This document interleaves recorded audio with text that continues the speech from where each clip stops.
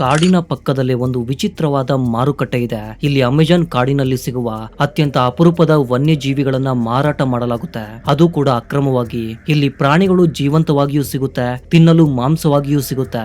ಈ ಮಾರುಕಟ್ಟೆಗೆ ರಜೆನೇ ಇಲ್ಲ, ಪ್ರತಿದಿನವೂ ಇರುತ್ತೆ. ಅದೇ ಈ ಬೆಲೆನ್ ಮಾರುಕಟ್ಟೆ. ಪೆರುವಿನಲ್ಲಿರುವ ಇಕಿಟೋಸ್ ಎಂಬ ಸ್ಥಳದಲ್ಲಿ ಈ ಬೆಲೆನ್ ಮಾರುಕಟ್ಟೆ ಇದೆ. ಅಕ್ರಮ ವನ್ಯಜೀವಿ ಸಾಗಾಣಿಕೆಗೆ ಈ ಸ್ಥಳ ತುಂಬಾನೇ ಹೆಸರುವಾಸಿಯಾಗಿದೆ. ಸುಮಾರು 5 ಲಕ್ಷ ಜನರು ಈ ನಗರದಲ್ಲಿ ವಾಸಿಸುತ್ತಿದ್ದಾರೆ. ಆದ್ರೆ ಈ ನಗರಕ್ಕೆ ಹೋಗಲು ಯಾವುದೇ ರಸ್ತೆ ಸಂಪರ್ಕವಿಲ್ಲ. ಇಲ್ಲಿಗೆ ಹೋಗ್ಬೇಕಂದ್ರೆ ದೋಣಿಯಲ್ಲಿ ಅಥವಾ ವಿಮಾನದಲ್ಲಷ್ಟೇ ಹೋಗಲು ಸಾಧ್ಯ. ಬಹುಶಃ ಅದಕ್ಕೇನೋ ಕಾಡಿನ ಪಕ್ಕದಲ್ಲೇ ಇದ್ದು ಈ ರೀತಿಯ ಅಕ್ರಮ ಚಟುವಟಿಕೆಗಳನ್ನ ಅವರು ಹೆಚ್ಚಾಗಿ ಮಾಡ್ತಿದ್ದಾರೆ. ಅಷ್ಟಕ್ಕೂ ಈ ಮಾರುಕಟ್ಟೆಯಲ್ಲಿ ಏನೆಲ್ಲ ಸಿಗುತ್ತೆ, ಏನನ್ನ ಮಾರುತ್ತಾರೆ ಎಂಬುದರ ಬಗ್ಗೆ ನಾವು ಇಂದಿನ ವಿಡಿಯೋದಲ್ಲಿ ನೋಡಲಿದ್ದೀವಿ. ಎಲ್ಲಾ ವಿಡಿಯೋಗಳಂತೆ ಈ ವಿಡಿಯೋ ಕೂಡ ತುಂಬಾನೇ ಆಸಕ್ತಿದಾಯಕವಾಗಿರುತ್ತೆ. ಹಾಗಾಗಿ ಸ್ಕಿಪ್ ಮಾಡದೆ ಕೊನೆವರೆಗೂ ನೋಡಿ. ಇಷ್ಟವಾದ್ರೆ ಮರೆಯದೆ ಲೈಕ್ ಬಟನ್ ಒತ್ತಿ. ಇಲ್ಲಿ ಮಾರುಕಟ್ಟೆಯನ್ನ ಪ್ರತ್ಯೇಕ ವಿಭಾಗಗಳಾಗಿ ವಿಂಗಡಿಸಿದ್ದಾರೆ. ಅಲ್ಲಿನ ಮೀನು ಮಾರುಕಟ್ಟೆಯಲ್ಲಿ ವಿಶೇಷವಾಗಿ ವಿಧ ವಿಧವಾದ ಅಪರೂಪದ ಮೀನುಗಳನ್ನ ನೋಡಬಹುದು. ಅದರಲ್ಲಿ ಒಂದೇ ಈ ವ್ಯಾಂಪೈರ್ ಫಿಶ್. ಇದರ ಹಲ್ಲುಗಳನ್ನ ನೋಡಿ, ನೋಡೋದಕ್ಕೆ ತುಂಬಾನೇ ಭಯಂಕರವಾಗಿದೆ ಅಲ್ವಾ? ಇದು 1 ಮೀಟರ್ ಉದ್ದ ಬೆಳೆಯುವ ಅತ್ಯಂತ ಕ್ರೂರವಾದ ಮೀನು. ಆದ್ರೆ ಇವರು ಆರಾಮಾಗಿ ಇದನ್ನ ಹಿಡಿದು ಮಾರುಕಟ್ಟೆಯಲ್ಲಿ ಮಾರ್ತಾರೆ. ಇನ್ನೊಂದೆಡೆ ರಿವರ್ ಮಾಸ್ಟರ್ ಎಂದು ಕರೆಯಲ್ಪಡುವ ಟೈಗರ್ ಫಿಶ್ ಅನ್ನ ಕೂಡ ಇಲ್ಲಿ ನೋಡಬಹುದು. ನೋಡಲು ಭಯಂಕರವಾಗಿದೆ ಅಲ್ಲವೇ? ಇದೆಲ್ಲ ಬಿಡಿ, ಅರವಾನ ಮೀನನ್ನ ಗುರುತೇ ಸಿಗದಂತೆ ಕತ್ತರಿಸಿ ಇಲ್ಲಿ ಮಾರಾಟ ಮಾಡ್ತಿದ್ದಾರೆ. ಜೊತೆಗೆ ಅಮೆಜಾನ್ ನ ಅತ್ಯಂತ ಅಪಾಯಕಾರಿ ಫಿರಾನಾ ಮೀನನ್ನ ಕೂಡ ನೋಡಬಹುದು. ಅಲ್ಲಿ ಬೃಹತ್ ಆಗಿ ಬೆಳೆಯುವ ಅರಪಯ್ಯ ಮೀನನ್ನ ಕೂಡ ಕಾಣಬಹುದು. ಅಷ್ಟೇ ಅಲ್ಲ, ಆರ್ಮರ್ಡ್ ಕ್ಯಾಟ್ ಫಿಶ್ ಕೂಡ ಸಿಗುತ್ತೆ. ಕಲ್ಲಿನಂತಹ ಗಟ್ಟಿ ಮತ್ತು ಒರಟು ಚರ್ಮ ಹೊಂದಿರುವ ಇವುಗಳಲ್ಲಿ ಕೆಲವು ಇನ್ನೂ ಜೀವಂತವಾಗಿದ್ವು.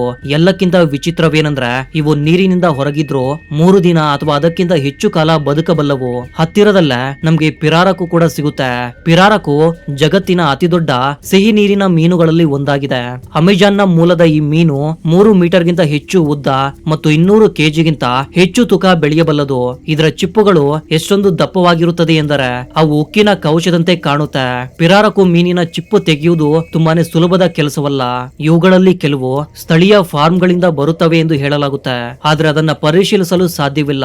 ಮಾರುಕಟ್ಟೆಯಲ್ಲಿ ಅನೇಕರು ಪಿರಾರಕು ಮಾಂಸವನ್ನ ಒಣಗಿಸಿ ಮತ್ತು ಸುರಳಿ ಆಕಾರದಲ್ಲಿ ಸುತ್ತಿ ಮಾರಾಟ ಮಾಡ್ತಾರೆ. ಇಷ್ಟೊಂದು ದೊಡ್ಡ ಮೀನನ್ನ ಭಾಗ ಮಾಡಿ ಮಾರಾಟ ಮಾಡಲು ಇದೊಂದು ಪ್ರಾಯೋಗಿಕ ಮಾರ್ಗವಾಗಿದೆ. ಅಲ್ಲದೆ ತುಕುನಾರೆ ಮತ್ತು ಸುರಬಿನ್ ಮೀನುಗಳನ್ನ ಸಿಹಿ ನೀರಿನ ಪಕ್ಕದಲ್ಲಿ ಮಾರಾಟ ಮಾಡಲಾಗುತ್ತೆ. ಬೆಲೆಮ್ ಮಾರುಕಟ್ಟೆಯಲ್ಲಿ ಯಾವುದೂ ವ್ಯರ್ಥವಾಗುವುದಿಲ್ಲ ಎಂದು ಸ್ಪಷ್ಟವಾಗಿದೆ. ಮೀನಿನ ತುಂಡುಗಳು ಮತ್ತು ಮೊಟ್ಟೆಗಳು ಸಹ ಎಲ್ಲವೂ ಆಹಾರವಾಗುತ್ತೆ. ಇವೆಲ್ಲವೂ ಹಲವರು ಮನೆಯಲ್ಲಿ ಅಪರೂಪದ ಮೀನುಗಳಾಗಿ ಸಾಕಲು ಇಷ್ಟಪಡ್ತಾರೆ.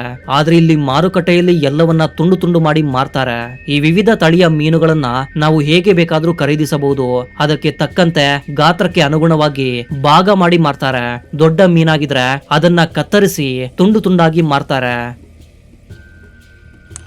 ಈಗ ನಾವು ನೋಡಿದ್ದೆಲ್ಲ ತಾಜಾ ಮೀನುಗಳು, ಆದ್ರೆ ಇದನ್ನೇ ಒಣ ಮೀನನ್ನಾಗಿ ಮಾಡಿ ಕೂಡ ಮಾರ್ತಾರೆ. ಅದಕ್ಕೆ ಕಾರಣ ಇಲ್ಲಿನ ಹಲವು ಪ್ರದೇಶಗಳಲ್ಲಿ ವಿದ್ಯುತ್ ಸಂಪರ್ಕವೇ ಇಲ್ಲ. ಹಾಗಾಗಿ ಒಣಗಿದ ಮೀನನ್ನ ಖರೀದಿಸಲು ಹಲವು ಜನ ಬರ್ತಾರೆ. ಅವರಿಗಾಗಿಯೇ ವಿಶೇಷವಾಗಿ ಈ ರೀತಿ ಒಣ ಮೀನು ಮಾಡಿ ಮಾರ್ತಾರೆ. ವಿಶೇಷವೆಂದ್ರೆ ಬೇರೇನೂ ಅಲ್ಲ, ನಾವು ಈಗ ನೋಡಿದ ಎಲ್ಲಾ ಮೀನುಗಳು ಒಣಗಿದ ಮೀನಿನ ರೂಪದಲ್ಲಿ ಸಿಗುತ್ತೆ. ಮುಂದಿನ ಭಾಗವೆಂದರೆ ಮಾಂಸದ ವಿಭಾಗ. ಅಂದರೆ ಈ ಮಾಂಸದ ವಿಭಾಗದಲ್ಲಿ ಕಾಡಿನ ಎಲ್ಲಾ ಪ್ರಾಣಿಗಳ ಮಾಂಸವನ್ನ ನಾವು ಕಾಣಬಹುದು. ಅದರಲ್ಲೂ ವಿಶೇಷವಾಗಿ ರೆಡಿ ಟು ಈಟ್ ಎಂದು ಮಾರುವ ಕೋತಿಯ ಮಾಂಸ ತುಂಬಾನೇ ಪ್ರಸಿದ್ಧ. ಅದನ್ನ ನೇರವಾಗಿ ತಿನ್ನುವಷ್ಟರ ಮಟ್ಟಿಗೆ ಸಂಪೂರ್ಣವಾಗಿ ಸಿದ್ಧಪಡಿಸಿ ಮಾರ್ತಾರೆ. ಅದು ಬೇರೇನೂ ಅಲ್ಲ, ಈ ಕೋತಿಯೇ. ಅಮೆಜಾನ್ ಕಾಡಿನಲ್ಲಿರುವ ಈ ಕೋತಿ ತುಂಬಾನೇ ಆಕ್ರಮಣಕಾರಿ.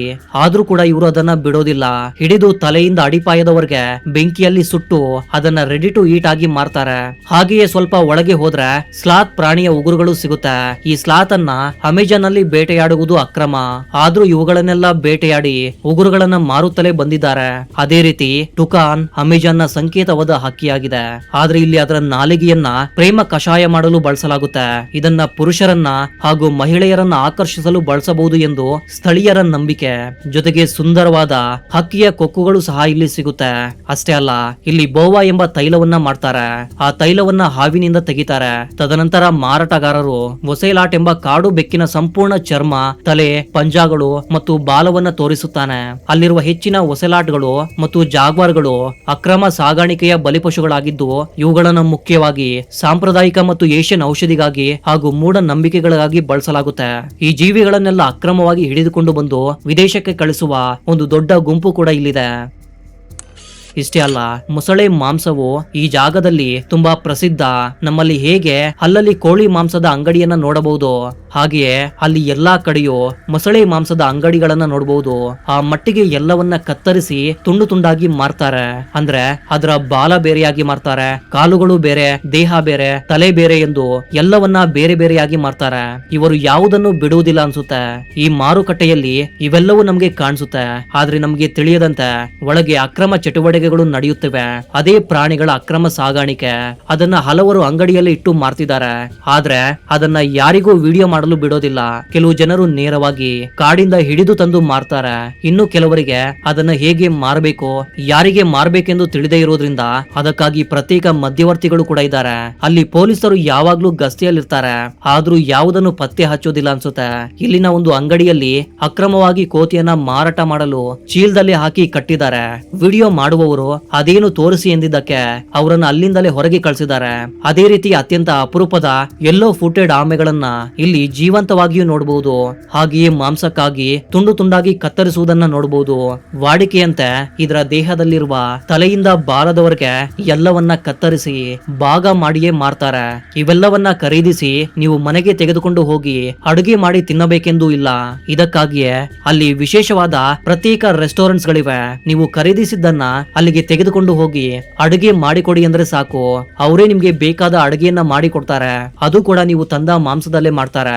ಅದರಲ್ಲೂ ವಿಶೇಷವಾಗಿ ಹುಳು, ಬಾವಲಿ ಎಲ್ಲವೂ ಸಿಗುತ್ತೆ. ಪ್ರಾಣಿಗಳನ್ನ ಇವರು ಸುರಕ್ಷಿತವಾಗಿ ಇಟ್ಟಿರ್ತಾರೆ. ಅದಕ್ಕೆ ಕಾರಣ ಯಾರು ಅದನ್ನ ಸುಲಭವಾಗಿ ಕಂಡು ಹಿಡಿಯಬಾರದು ಎಂದು. ಅದು ಯಾವ ಪ್ರಾಣಿ ಎಂಬುದು ಅದರ ಕಾಲನ್ನ ನೋಡಿ ಮಾತ್ರ ಕಂಡು ಹಿಡಿಯಲು ಸಾಧ್ಯ. ಈ ಕಾಲು ಯಾವ ಪ್ರಾಣಿಯದ್ದು ಗೊತ್ತಾ? ಗಿನಿ ಪಿಗ್. ಹಲವರು ಮುದ್ದಾಗಿದೆ ಎಂದು ಸಾಕ್ತಾರೆ, ಆದ್ರೆ ಇವರು ಅದನ್ನ ಸವಿದು ತಿಂತಾರೆ. ಅದೇ ರೀತಿ ಈ ಕಾಲನ್ನು ನೋಡಿ ವಿಚಿತ್ರವಾಗಿದೆ ಅಲ್ವಾ? ಇದು ಬೇರೇನೂ ಅಲ್ಲ, ಕಾಡು ಹಂದಿ. ಈ ರೀತಿ ಅವುಗಳ ಕಾಲನ್ನ ಇಟ್ಕೊಂಡು ಅದು ಯಾವ ಪ್ರಾಣಿ ಎಂದು ಗುರುತಿಸಬಹುದು. ಇವರು ಈ ಮಾರುಕಟ್ಟೆಯಲ್ಲಿ ಮಾರಾಟ ಮಾಡದೇ ಇರೋದು ಕೇವಲ ಎರಡೇ ವಸ್ತುಗಳನ್ನ, ಒಂದು ನಾಯಿ ಮಾಂಸ, ಇನ್ನೊಂದು ಬೆಕ್ಕಿನ ಮಾಂಸ. ಅದನ್ನ ಹೊರತುಪಡಿಸಿ ಈ ಮಾರುಕಟ್ಟೆಯಲ್ಲಿ ಎಲ್ಲಿ ಬೇಕಾದ್ರೂ ಏನ್ ಬೇಕಾದ್ರೂ ಸಿಗುತ್ತೆ. ಅದರಲ್ಲೂ ಫ್ರೆಶ್ ವಾಟರ್ ಡಾಲ್ಫಿನ್ ಆ ಊರಿನಲ್ಲಿ ತುಂಬಾನೇ ಪ್ರಸಿದ್ಧ. ಇದು ಅಮೆಜಾನ್ ನದಿಯಲ್ಲಿದ್ದರೂ ಮಾನವ ಸ್ನೇಹಿ ಆಗಿದೆ.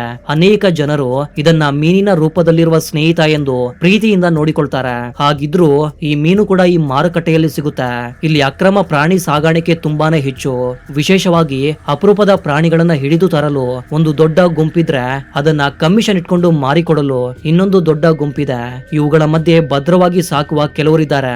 ಅದರಲ್ಲಿ ಒಬ್ರು ಮುಂದಿನ ಹಂತದ ವ್ಯಾಪಾರಕ್ಕಾಗಿ ಕೆಲವು ಎಕ್ಸೋಟಿಕ್ ಪ್ರಾಣಿಗಳನ್ನ ಸಾಕ್ತಾ ಇದ್ದೇನೆ ಎಂದು ಅವರ ಮನೆಗೆ ಕರ್ಕೊಂಡು ಹೋಗಿ ತೋರಿಸ್ತಾರೆ. ಏನಿರ್ಬೋದು ಎಂದು ನೋಡಿದ್ರೆ ದೊಡ್ಡ ಮೂಟೆಯಲ್ಲಿ ಅವರು ಒಂದನ್ನ ತೆಗೆದುಕೊಂಡು ಬರ್ತಾರೆ. ಅದು ನರಳಾಡ್ತಾ ಇದೆ. ಅದನ್ನ ತೆರೆದು ನೋಡಿದ ಮೇಲೆಯೇ ಗೊತ್ತಾಗುತ್ತೆ ಅದು ಒಂದು ಅನಕೊಂಡ ಅಂತ. ಅವರು ಹಿಡಿದಿಟ್ಟಿರುವ ಅನಕೊಂಡ ತುಂಬಾನೇ ಆಕ್ರಮಣಕಾರಿಯಾಗಿದೆ. ಇವುಗಳನ್ನೆಲ್ಲ ಅವರು ಅಕ್ರಮವಾಗಿಯೇ ಮಾರಾಟ ಮಾಡ್ತಿದ್ದಾರೆ. ಅದೇ ರೀತಿ ಬೇಬಿ ಆಂಟ್ ಈಟರ್ ಅಂದ್ರೆ ಇರುವೆ ಭಕ್ಷಕ ಕೂಡ ಯಾರೋ ಕೇಳಿದ್ದಾರೆಂದು ಹಿಡಿದುಕೊಂಡು ಬಂದಿದ್ದಾರಂತೆ. ಇವರು ಅದನ್ನ ಸುರಕ್ಷಿತವಾಗಿ ಬೆಳೆಸಿಕೊಂಡು ಬಂದಿದ್ದರಿಂದ ಅದನ್ನ ತೋರಿಸಿದ್ದಾರೆ. ಅಷ್ಟೇ ಅಲ್ಲ, ಈ ಮಾರುಕಟ್ಟೆಯಲ್ಲಿ ಔಷಧಿಗಳಿಗಾಗಿಯೇ ಪ್ರತ್ಯೇಕ ಜಾಗವಿದೆ. ಅಲ್ಲಿ ಪ್ರಾಣಿಗಳ ರಕ್ತದಿಂದ ಹಿಡಿದು ದೇಹದ ಭಾಗಗಳವರೆಗೆ ಎಲ್ಲವೂ ನಿರ್ಜಲೀಕರಣಗೊಂಡ ಸ್ಥಿತಿಯಲ್ಲಿ ಸಿಗುತ್ತೆ. ಅಂದರೆ ಹಾವು, ಮೊಸಳೆ ಹೀಗೆ ಎಲ್ಲವನ್ನ ಸಂಸ್ಕರಿಸಿ ಇಟ್ಟಿದ್ದಾರೆ. ಅವೆಲ್ಲವೂ ಈ ಮಾರುಕಟ್ಟೆಯಲ್ಲಿ ಸಿಗುತ್ತೆ. ಅಷ್ಟೇ ಅಲ್ಲ, ಅಲ್ಲಿನ ಮೂಲ ವಾಸಿಗಳು ಅಂದ್ರೆ ಅಲ್ಲಿನ ಬುಡಕಟ್ಟು ಜನರು ತಯಾರಿಸುವ ಗಿಡಮೂಲಿಕೆ ಔಷಧಗಳು ಕೂಡ ಇಲ್ಲಿ ಮಾರಾಟವಾಗುತ್ತೆ.